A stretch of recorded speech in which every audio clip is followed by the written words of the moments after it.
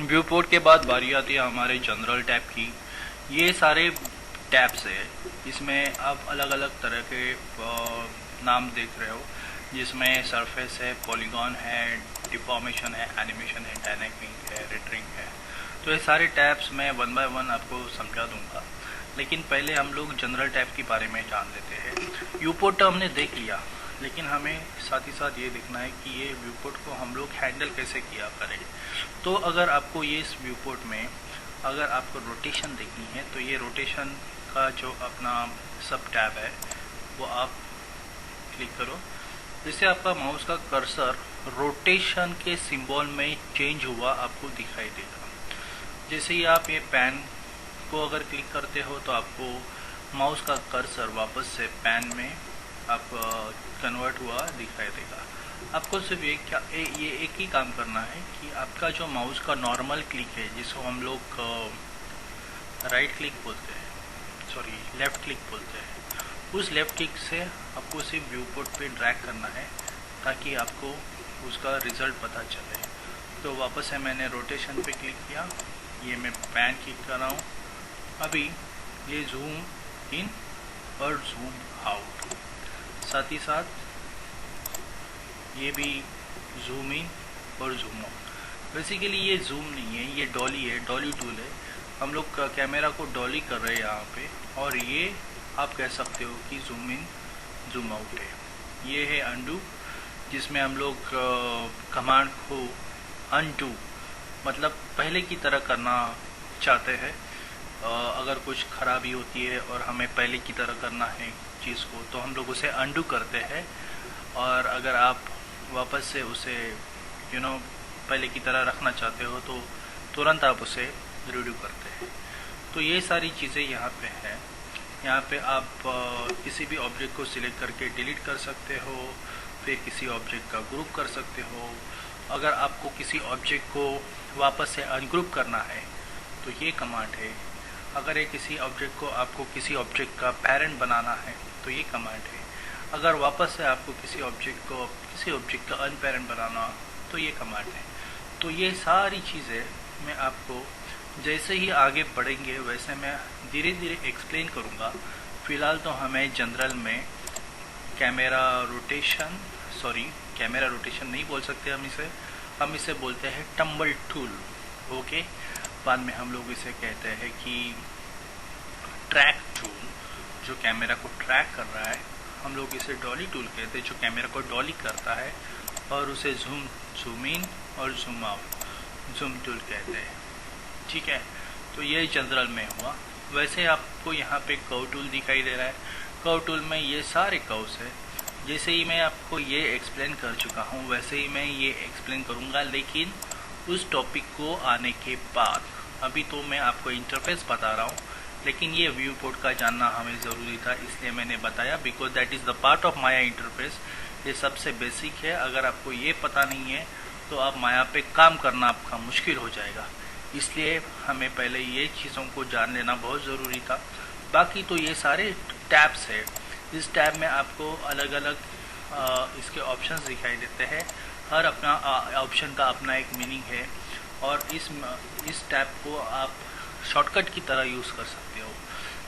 For example, अगर मुझे polygon में ये पॉलीगॉन स्फीयर, फिर ये पॉलीगॉन क्यूब और पॉलीगॉन सिलेंडर अगर यहाँ पे क्रिएट करना है तो ये मेरे लिए एक शॉर्टकट है। वरना क्रिएट में जाके पॉलीगॉन में जाके पॉलीगॉन प्रिमिटिव्स में जाके हमें स्फीयर, क्यूब और सिलेंडर, यही सारे ऑप्शन जो यहाँ पे दिखाई दे रहे हैं, ये हमें यहाँ पे भी मिल सकते हैं। लेकिन माया ने यहाँ पे टैब देखे, हमें यहाँ तक जाने की ज़रूरत नहीं, मेनू में और फिर सब मेनू में जाने की ज़रूरत नहीं। माया ने हमें यहाँ से ही टैब मुहैया करवा दिए है, ताकि आप अपना टैब से शॉर्टकट तक पहुँचे और जल्दी से जल्दी अपना काम को अंजाम दें। तो ये रहे टैब। टैब के बाद अभी अपनी बारी आती है मेनूज़ की। मेनूज़ में आप देखते हो जनरली जो भी मेनूज़ रहते हैं, जिसके भी सॉफ्टवेयर में आप काम कर चुके हो, 2D हो या 3D हो, मेनूज़ तो हमेशा एक जैसे ही रहते हैं, एक समान रहते हैं। खास करके जब आप ये पहले 4 मेनूज़ लेते हो, जिसमें फाइल, एडिट और मॉडिफाई और क्रिएट। मॉडिफाई और क्रिएट तो फिलहाल माया के हिसाब से है, लेकिन मेनूज में ये दो मेनूज तो बहुत सारे सॉफ्टवेयर में कॉमन होते हैं, जिसमें आप फाइल में देखते हो न्यू सीन बनाओ, न्यू फाइल बनाओ, फिर ओपन फाइल है, ओपन सीन है माया में, फिर सेव सीन है, सेव फाइल है, और फिर सेव सीन एज है, जिसको आप अपने हिसाब से नाम करके, मतलब नाम देके उसको सेव कर सकते हो। और फिर ये आर्चिव सीन और ये सारे बहुत सारे सब मेनूज है, जिसमें आपको हमें पता करना है कि ये प्रोजेक्ट विंडो क्या है, बिकॉज माया एक बहुत बड़ा समंदर की तरह है, और इसमें हर चीज़ को आपको जानने के लिए हम थ्योरेली नहीं जा सकते कि अभी ये चीज़ को हमें जानना है, अभी ये चीज़ को हमें जानना है। हमें असाइनमेंट, हम एक प्रोजेक्ट हाथ में लेंगे और तभी अपने को पता चलेगा कि ये हर चीज़ को क्या मीनिंग है और इसका इस्तेमाल हम लोग प्रोजेक्ट के हिसाब से कैसे कर पा रहे हैं। तो फिलहाल तो हमें इसमें से ये 3 चीज़ें देखना, ये चार चीज़ें बेसिकली समझना बहुत ज़रूरी है, जिसमें है न्यू सीन, फिर इसमें है ओपन सीन, जो पहले से आप सीन सेव करते हो उसको वापस से ओपन करना है, फिर सीन को आपको सेव करना होता है, जो भी आप चेंजेस करते हो वापस से आपको सेव करने हैं। सेव सीन एज, अगर आपको सीन को सेव करना है अपने अलग नाम में, या पहले जो सीन सेव किया हुआ है उसको अलग रख के फिर एक दूसरा उसी प्रकार का सीन आपको दूसरा नाम देके उसको सेव करना है, तो सेव सीन एज का हम लोग इस्तेमाल करते हैं। तो चारों के अलावा और एक चीज़ आपको जानना बहुत ज़रूरी है, ये प्रोजेक्ट विंडो।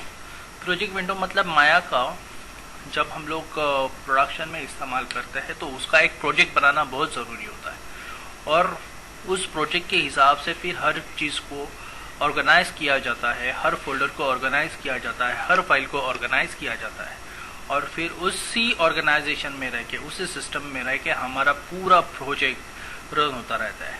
तो ये चीज़ सबसे इम्पॉर्टेंट है ये फाइल में से, और बाकी तो new scene, open scene, save scene as, फिर इंपोर्ट एक्सपोर्ट, ये सारी चीज़ें तो उसके बाद आती है। लेकिन सबसे पहली बात तो हमें देखना है कि हम लोग अपना प्रोजेक्ट कैसे सेट कर पाते हैं, वो भी हम लोग देख लेंगे। लेकिन पहले थोड़ा मेनू को कवर करते हैं, पूरा मेनू बार को कवर करते हैं। तो ये अपना मेन मेनू बार है। अभी इस मेनू बार में अलग अलग है, जैसे अभी एडिट में जाके जैसे हम प्रोजेक्ट को शुरुआत करते हैं, काम को शुरुआत करते हैं, तभी उस काम के ऊपर हम लोग कैसे उसको एडिट करेंगे, ये सारी चीज़ें हैं। इसमें कट, कॉपी, पेस्ट, तो ये 3 कॉमन चीज़ें हैं जो हर सॉफ्टवेयर में रहती है, आपको पता है। इसमें डुप्लीकेट भी होता है, और डुप्लीकेट स्पेशल करके माया का कुछ अपना अलग सा डुप्लीकेशन का स्पेशल फंक्शनलिटी है, वो भी हम लोग इसमें जान लेंगे। फिर ये मॉडिफाई है, क्रिएट है, डिस्प्ले। क्रिएट का तो मैंने बता चुका हूँ आपको कि क्रिएट में हम ये सारी चीज़ें क्रिएट कर सकते हैं। एक बात देखना इसमें बहुत ज़रूरी है कि ये जो मेनू बार हम लोग देख पा रहे हैं, ये यहाँ पे जो हमारा वर्क स्ट्रक्चर है उस हिसाब से बदलता है, उस हिसाब से वो ढल जाता है। जैसे फिलहाल में मैंने ये एनिमेशन को सिलेक्ट किया, तो एनिमेशन में ये मेनू बार अपने को मिला, और इस चीज़ को हम लोग करते हैं हमारा वर्क स्ट्रक्चर।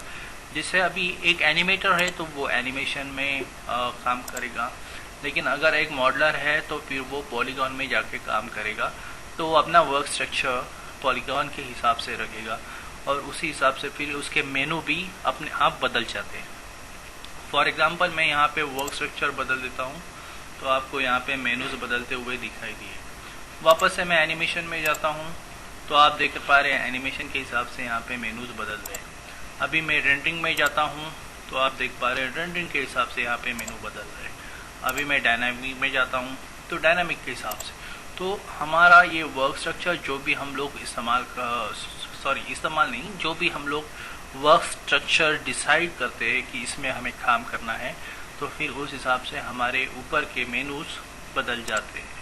ठीक है, अभी ये जो चीज़ है मेनू के नीचे और ये वर्क स्ट्रक्चर के सामने जो आपको छोटे छोटे टूल्स ये आइकॉन्स दिखा रहे हैं, ये आइकॉन्स सिर्फ उसी का हिस्सा है, और ये तो इसके शॉर्टकट्स है।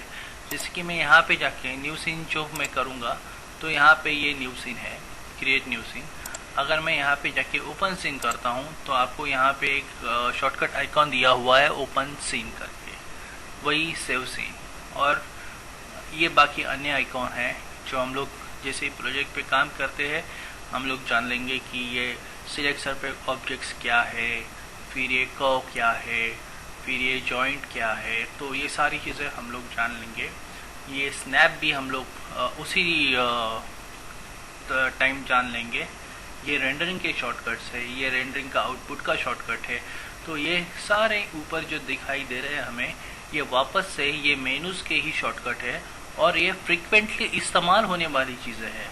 क्योंकि एक बार जान ले आप, इस पूरे मेनू और सब मेनू के जंजाल में आपको हर एक चीज़ का रैपिडली इस्तेमाल नहीं करना होता। इसमें से बहुत सारी चीज़ें ऐसी है जो आप बार बार इस्तेमाल करोगे और इसमें से बहुत सारी चीज़ें ऐसे हैं जो आपको सिर्फ कभी कभार इस्तेमाल करने पड़ेगी। तो इसके लिए माया ने पहले से ही आपको यहाँ पे जो बार बार चीज़ें इस्तेमाल होती है वो इसके शॉर्टकट्स आइकॉन के रूप में यहाँ पे आपको दे रखे, ताकि आपका समय की बचत हो और आपका कंफ्यूजन ना रहे और बार बार आपको मेनू की तरफ ना जाना पड़े। क्योंकि पहली दफ़ा देखने में तो मेनू बहुत कॉम्प्लिकेटेड लगते हैं, ऐसा लगता है कि क्या क्या चीज़ें अंदर है, क्या क्या नहीं है और कितना बड़ा है। ऐसा कुछ नहीं है। जो चीज़ें फ्रिक्वेंटली इस्तेमाल होती है, बार बार इस्तेमाल होती है, उसको यहाँ पे माया ने पहले से ही सेट किया गया है। तो तब भी जब भी आप माया इंस्टॉल करोगे और फिर उस आप अपना माया खोलोगे अपने स्क्रीन पे, तो ये फैक्ट्री सेटिंग जो ऑटोडेस्क से आती है वो आपको एज इट इज़ ऐसे ही मिलेगी जैसा अभी मेरा आपको माया का इंटरफेस दिखाई दे रहा है।